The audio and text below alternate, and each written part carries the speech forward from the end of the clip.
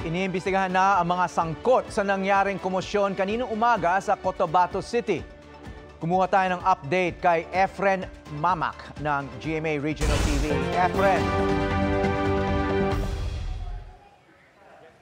Yes, nagkaroon nga ng komosyon kanina sa isang presinto sa Cotabato City Central Pilot School pasado alas 10 ng umaga kanina. 4 na mga botante ang inaresto.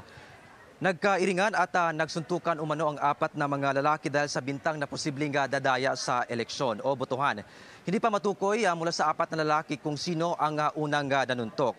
Nasa kustodiya ngayon ng kapulisan ang 4 na lalaki na nilapatan ng first aid, lalo na yung isang lalaki doon na may sugat sa tenga.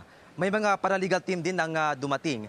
Ayon kay Police Colonel Jibin Bongkayaw, ang Cotabato City Director ng kapulisan, isailalim muna ang 4 na sangkot sa investigasyon pero may karapatan pa rin silang bumoto. At ngayon nga lang hapon ay meron na namang komosyon ang nangyari kung saan dito sa likod ko mayroong isang presinto na may mga botante ang nagsisigawan dahil umano sa posibleng giringan sa pila. Pero agad naman na itong pinahupa ng kapulisan dahil agad naman silang rumesponde sa mga presinto dito mismo sa Cotabato City Central Pilot School.